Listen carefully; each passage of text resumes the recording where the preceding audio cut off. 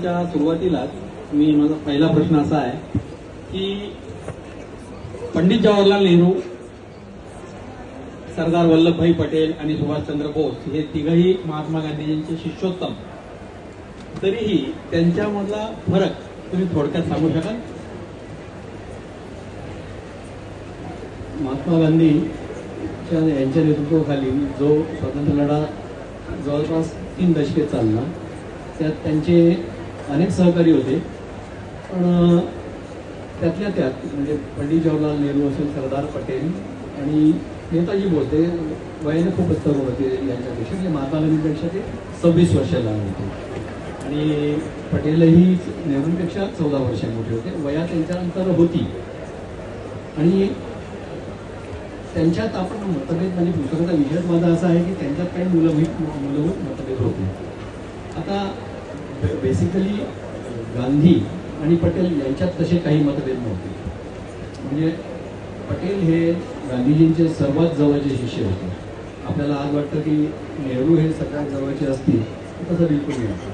कारण पटेलांचे आणि गांधीजींचे काही तसे मतभेद नव्हते. नेहरू आणि पटेल फक्त समाजवादाचा अंगीकार करणं या बाबतीत नेहरू आग्रही होते आणि बोस आग्रही होते. काँग्रेसमध्ये त्या काळी सरळ 2 पक्ष नाही म्हणतात, पण 2 गट होते, एक डावा गट, उजवा गट. तर डाव्या गटाचं नेतृत्व नेहरू करत होते आणि बोस त्यांचे प्रमुख सहकारी होते. त्यांच्या दोघांच्यात नेहरू हे 6 वर्षांनी मोठे होते, बोस हे त्यांना बडे भाई असं म्हणत. आणि उजवा गट ज्याला म्हणजे आज जसं उजवा गट म्हणतो तशा प्रकारे नाही, पण सोशलिझम किंवा समाजवाद चा अंगीकार केलाच पाहिजे असं न वाटणारे जो होता गट, तो स्वतः गांधी सुद्धा मी त्याच्यात धरीन. कारण इंडियन स्ट्रगल म्हणून जे सुभाषचंद्र बोसांचं पुस्तक आहे त्यात ते गांधी गटच म्हणतात, पटेल गट म्हणत नाहीत.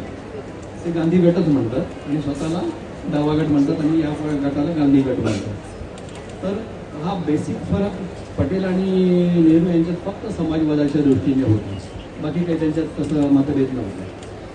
नेहरू आणि बोस यांच्यातला मतभेद म्हणायचा झाला तर सुरुवातीला बोस हे नॉर्मल म्हणजे ज्याला आपण 31 साला 1930 पर्यंत वगैरे त्यांचा लोकशाही पद्धतीवर पूर्ण विश्वास होता.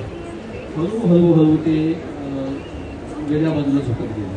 म्हणजे 1939 पर्यंत इंडियन स्ट्रगल जरी आपण वाचलं त्यांचं पुस्तक, 1939 पर्यंत ते फॅसिस्ट राजवटीच्या प्रेमात पडलं होतं. म्हणजे फॅसिस्ट आज आपण शिवी म्हणून वापरली जातो तर सोडावा, तेव्हा बिलकुल तसं नव्हतं. मुसोलिनी जे होते इटलीचे, पण मुसोलिनी हे फॅसिझम जे होते त्याला काही मराठी फाशीचा शब्द वापरला आपण फॅसिस्ट हे जास्त सगळ्यांना माहिती आहे. तर मुसोलिनी हे जे फॅसिस्ट हे होते आणि नाझिझम होते.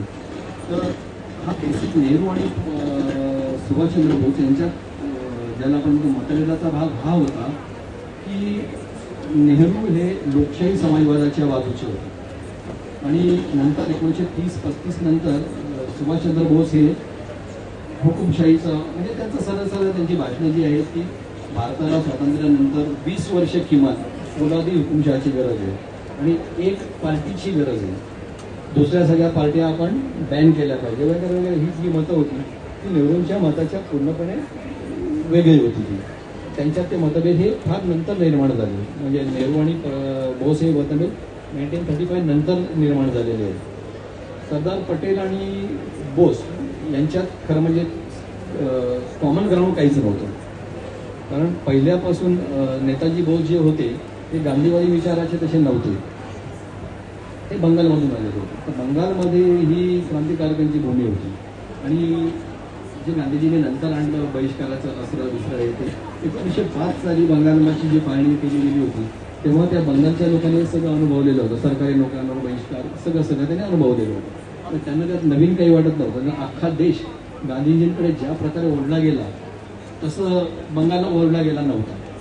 चित्तरंजन दास ज्यांना देशबंधू चित्तरंजन दास आपण म्हणतो, चित्तरंजन दास हे तिकडचे प्रचंड वकिली चालणारे गुरु असायचे, जसे मोतीलाल नेहरू होते. म्हणजे देशातले सर्वात महाग वकील मोतीलाल नेहरू आणि चित्तरंजन दास हे होते. ते त्यांनी सगळं सोडून दिलं. त्यामुळे चित्तरंजन दास हे तिकडे फार पॉप्युलर होते आणि सुभाषबाबू जेव्हा ICSची शेवटची परीक्षा न देता परत आले, ऑलमोस्ट सिलेक्ट झाले होते ते परत आल्यानंतर ते आधी गांधीजींना भेटले, मुंबईत उतरले आणि was not satisfied with him. First interaction was not satisfied with Gandhiji.